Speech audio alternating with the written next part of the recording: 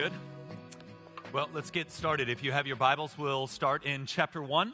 While you are turning there, I'll just tell you, I'll just start with as thick of a reality check on this subject as I know how to start with you. In Genesis chapter 1, we find out that God is wanting to glorify himself in creation. So he just begins to create. That's what he does. He sits in heaven. He says, I'm going to create a universe. The angels ask him what a universe is. And he says, universe. And bam, there it is. And then he says, I'm going to fill this thing with planets and stars. And so he just starts doing that. And then he says here on this specific planet, I'm going to do the whole deal. I'm going to glorify my name in this massive way. And he creates man. The scriptures say that he scoops up the dirt out of the ground and he shapes man. And let me just be real honest with you. I'm not trying to be crass. I'm just trying to be honest. As he shapes the man, he puts on the man a penis. Probably the first time you ever heard that word in here, but he puts on the man a penis. Wasn't the devil. Devil didn't sneak in. God didn't mold the man mostly. Go to the kitchen to get something. The devil run him like, bam, all right. I will lead this fool the rest of his life now. That's not how it went down. It's not how it happened. He simply, God put the penis on the man. He put the testicles on the man. He filled the testicles with sperm. He created the tissue, some that would expand, some that would secrete.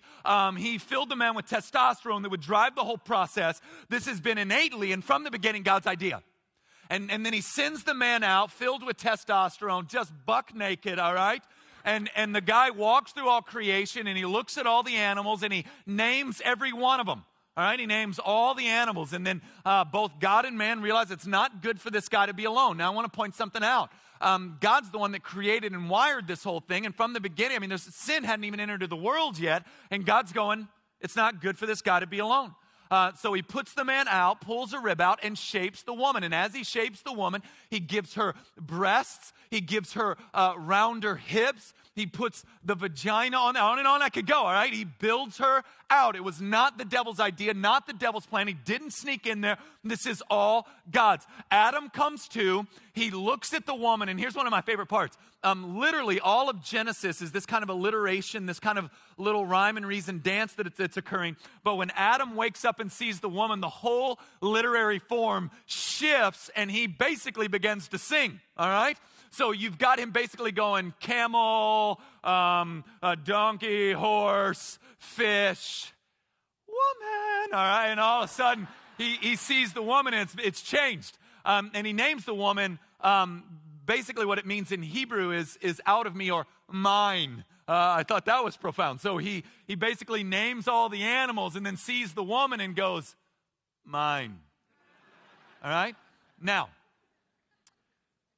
from that moment on, well, and it's only going to last 2 chapters, but God, what a great 2 chapters. He says that the man and the woman are in the garden naked and unashamed. God, what a great verse. Now, he commands the man and the woman, all right? One of the first commands to both of them, be fruitful and multiply. Now you know how that happens, right? All right, so sex wasn't some evolutionary happening. It wasn't like, once again, God went back to the kitchen to check on whatever he put on the microwave and then came back and was like, whoa, get off her, what in the me? No. This is not my plan. No, this is God's deal. Be fruitful and multiply. Be fruitful and multiply. Enjoy one another. This is, all right, this whole thing is God's, all right? So let me be really honest with you from the beginning. This is why this is so important. When God created the universe, he created it to function rhythmically. He created it to ebb and flow in a way that both brings our joy and his glory. God is not glorified in our begrudging submission to rules. Are you tracking with that? God is not glorified when he says, you'll do what I say or I'll blow you to kingdom come. You'll do what I say or I'll kill you. You do what I say or I'll condemn you to hell. This is not the essence of the gospel even to begin with, but God is most glorified in our enjoyment of him.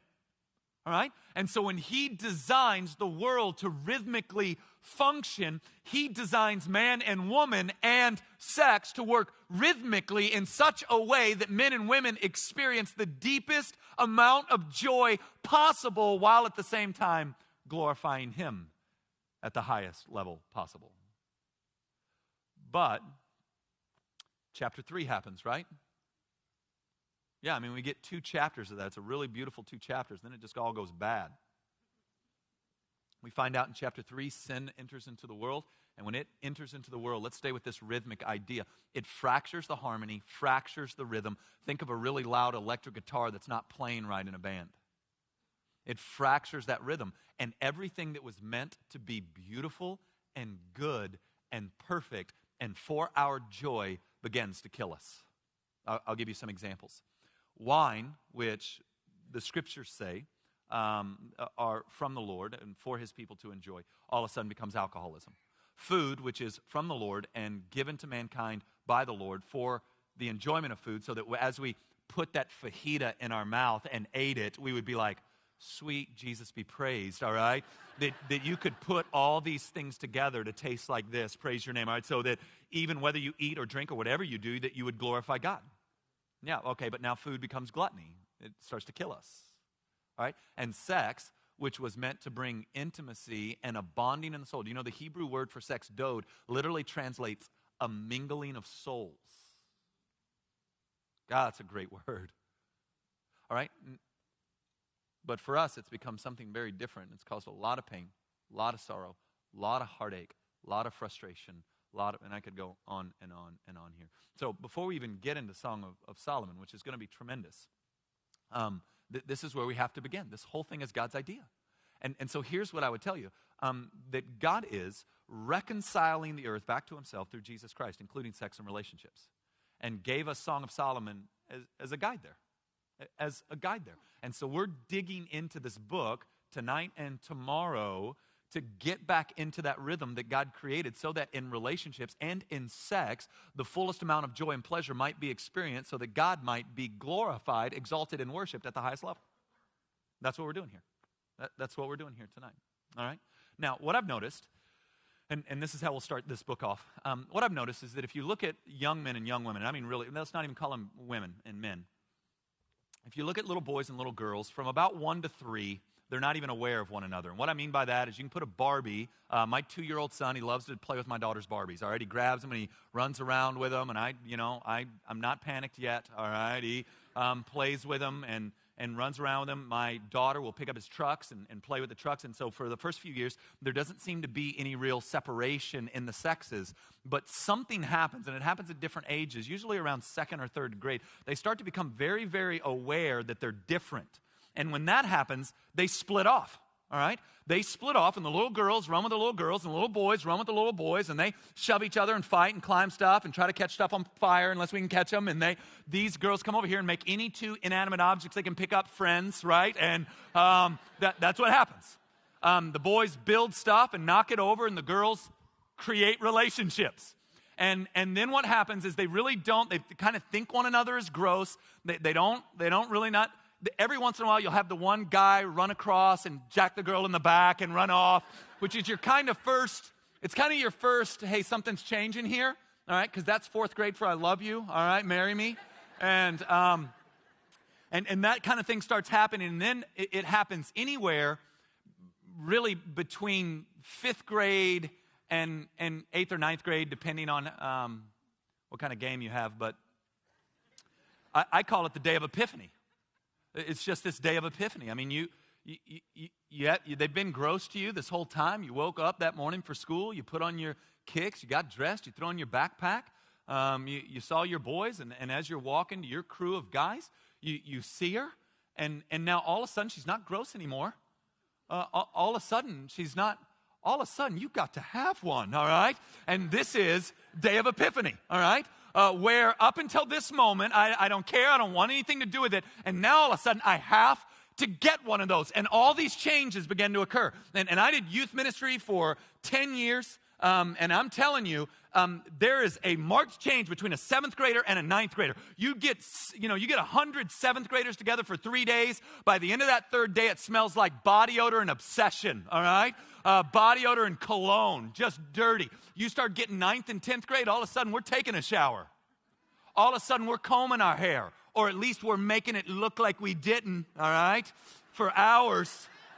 I don't care. I don't care at all. All right? All of a sudden, we care about the kind of clothes we're wearing. All of a sudden, what happened? The day of Epiphany happened. Now it does matter. We do care what she thinks. We do care what we smell like. We do care what we're wearing. Well, okay, it sure wasn't like that for a while. My 4-year-old daughter, she already cares what she wears. No, that one. I don't like those shoes. We don't get that stuff from my son. My son's like, eat. A lot of ladies in here are like, things do not change very much from 2nd grade on. Yeah, so you've got this day of Epiphany, and from this day forward, that day of Epiphany, wherever it happened, we began, specifically the male, designed by God to pursue. All right, we were created, designed by God to pursue. I know it's 07, it doesn't always happen that way, but designed by God to pursue. In fact, Ephesians 5 would say that he put it in the man's heart to pursue the woman. And so man begins to pursue. And I know this is church, so we lie a lot, and we talk a lot about how we were attracted to personality and how much they love Jesus, and I'm just calling you a liar, outright a liar, all right? That might happen, and that might be another deal, but it doesn't happen across the room. You don't look across the room and go, look at the Jesus on her. Awesome. All right? Or look at how the Holy Spirit has filled out those jeans. I mean, it just didn't. That's not how it happens, all right? It's just not how it happens. There is a physical attraction that occurs, but I don't think I need to talk a lot about that, all right? Because and honestly, Song of Solomon didn't talk a lot about it. It's a given. We're going to be physically attracted as one of the primary, and listen, you should be, right? I mean, you can teach holiness, but hotness is either there or it's not, all right? So what I want to do is talk about what happens then. Because that's where I think that's where Solomon starts teaching us, is what happens after that moment that we look across the room and we go, that's attractive. After we look across the room and do that little prayer for you church folk, yes, Lord, that's it. Thank you. You've heard my cry. I'm moving in, all right? So what happens in that moment? What happens after that? All right, so let's look at it. We've got to move quick. We'll almost hit through 3 chapters. That's why I love to get to the wedding and the honeymoon night, because it's just 1 chapter, but there's tons of stuff we have to look through. Song of Solomon, chapter 1. We'll pick it up in verse 2. This is the way you start a book right here. Let him kiss me with the kisses of his mouth, for your love is better than wine. That's great stuff. All right? Your anointing oils are fragrant. Listen to this. Your name is oil poured out. Therefore, virgins love you. Draw me after you. Let us run, for the king has brought me into his chamber. So, I'll never deny that the physical attraction between a man and a woman, it's an important deal, all right? It's an important deal, but it can't stop there. It can't stop there. And there has been more sorrow and more pain and more cries of angst that has occurred in the lives of men and women who pursued physical attraction alone. And Solomon says, this thing going on between him and his girls here, one of the things she says right out of the gate is, your name is like oil, all right? Your name, when it's poured out, people respect it, they love it. You have a character that's known. In fact, one of the things she said here is the virgins love you.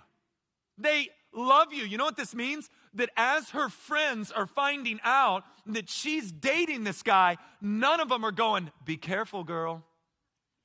Be careful. Nobody's telling a story. Nobody's going, listen, his last girlfriend, Sarah, let me tell you how it ended. Let me tell you how it went. Tell you how that thing ended up. No, he's a good guy if you want to suffer. No, I mean, none of that happened.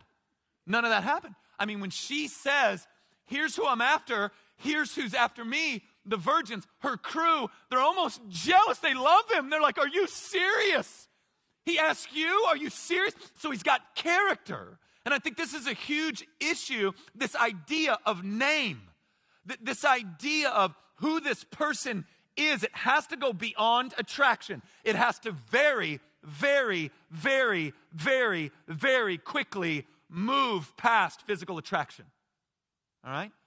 And where men and women are immature, and where men and women have been wounded deeply and don't have the ability to do that, they pile sorrow upon sorrow upon sorrow upon sorrow. When you, and this is one that the ladies do much more than the men, when that man has a long history of devastation, but you become the savior, I am going to be Jesus to this cat. His name is Dirt. Everyone thinks he's a dog. 4 people are trying to kill him. But you know what? I'm going to love him so well. I'm going to love him so good. He will leave all his dog days behind him. Okay, that's absurd. Let me just be really, really quick with you. And this is a deep theological truth, but I'm going to throw it out there and hope it sticks. We don't have a lot of time to get into it. You're not Jesus. Selah. I'm going to drink my water. Selah. In the Psalms, that means think about it. I don't know if you knew that. Yeah, and I'm telling you, when you start going, I can fix them. I can fix that. I can change that. Or almost all the marital issues we have to deal with at the Village, almost always fire up. They knew it was there when they were dating, but both of them thought they could fix it after. And the good news is some of them do, but not after an unbelievable amount of pain, disappointment, frustration, anger. Yeah, I think this issue of characters is unbelievably huge issue. Name, what's in their name? What are they known for? What are they known as? What are they? This is a big deal, right? But it moves past that. Look down to 5. This is her still. I love this one. I am very dark but lovely, O daughters of Jerusalem, like the tents of Kedar, like the curtains of Solomon. Do not gaze at me because I am dark, because the sun has looked upon me. My mother's sons were angry with me. They made me keeper of the vineyards, but my own vineyard I have not kept. Tell me, you whom my soul loves, where you pasture your flock, where you make it lay down at noon. For why should I be like the one who veils herself besides the flock of your companions? All right, so let me chat here a little bit. What's happening here is she's saying that my outside beauty has somewhat been affected because I've had to work in the vineyards. I've had to provide for my family. There's been some things that have gone wrong. We have some historic family issues. Anyone? Okay, a lot of liars in here tonight. All right. I've had some historic family issues. I've had some issues with my brother. They were my authority. I had to submit to my brothers. And I went out and I worked the fields. All right, so here's what we've got. You've got character taking place. What's in a name, but now we're seeing in her an unreal amount of depth.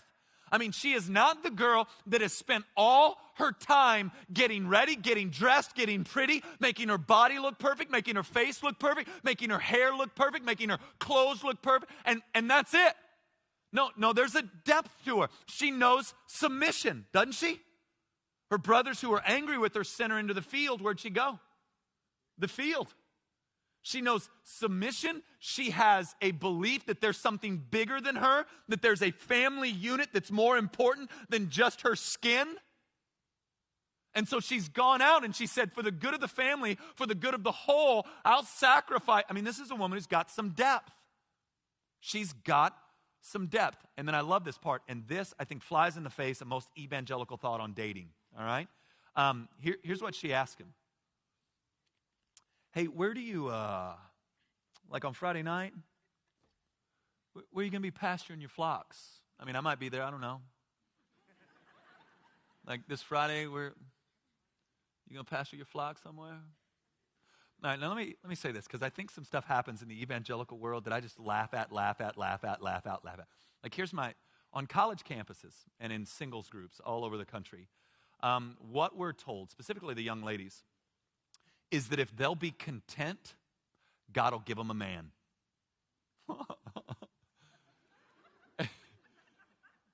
And so in the end, what you have is a bunch of girls pretending to be content so that God will send them a man. All right? I don't care if he sends me a man or not. Where is he? I just said that. Where is he? You are enough for me, Father.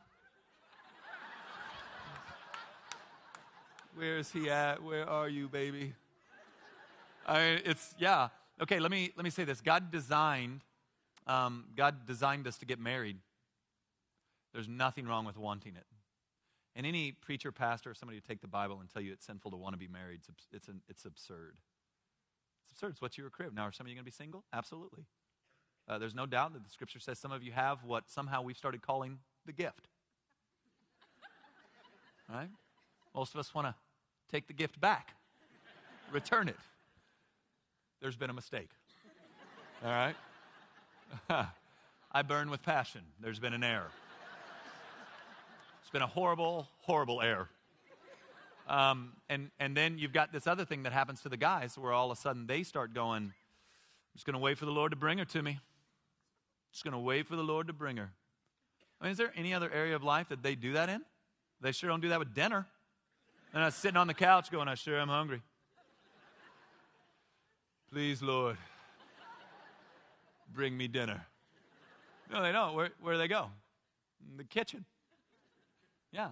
And so I don't think there's anything wrong once you have spotted and once you begin to see that there is a name, once you begin to see that there is depth, there doesn't appear, specifically in this story, to be anything wrong with going, I want to cross paths with that. I want to cross paths with that. So he's on the east side of the hill Friday at 7:30? That's crazy because that's where I'm going to be. I had some girls that we were going to walk out there. So it doesn't seem like there's anything wrong here with going, no, that's right and that's good and he's what I want or she's what I want and this is what you've got happening. At this point, you've got no date, you've got a physical attraction, right? Because you don't say, let him kiss me with the kisses of his mouth to someone you're not, who you think's got jacked up lips, all right? You see, so you go, oh, I want those lips on me, all right? And then all of a sudden you're going, okay, but wait a minute, listen, anytime I mention his name, anytime I'm with my girls and I go mention his name, everybody goes, gangbusters and going, this guy is legit. And then I've watched how she's lived her life. She walks in a depth that goes well beyond physical beauty. There's something better there than just physical beauty. Now, there doesn't seem to be anything wrong with them trying to cross paths, with them pursuing. Yeah.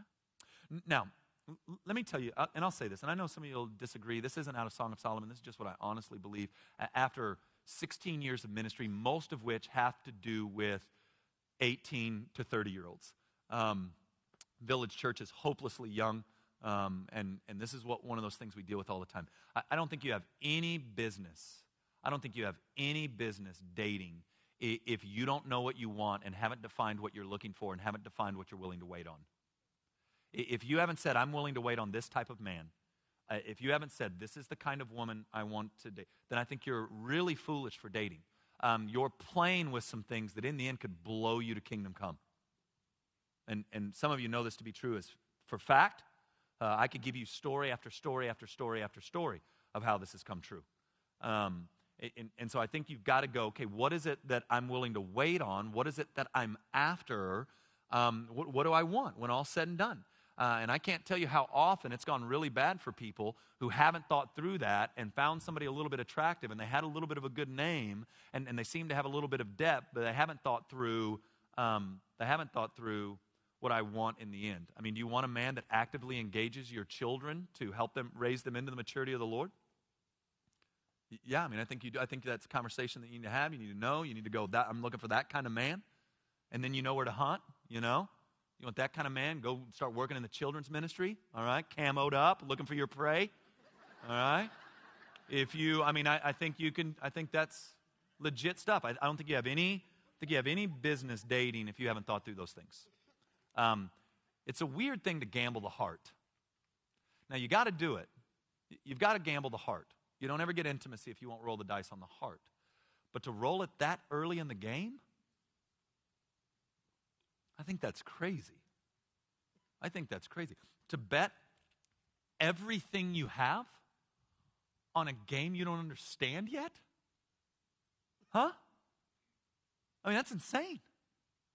It's insane. You'll lose every time. All right. So here's what happens. They meet. There's this attraction thing. She's like, where's your flocks going to be? She shows up, and they start going out a little bit. All right? Not serious yet, but they start going out a little bit. And there are these things that start happening as they date that are pretty profound.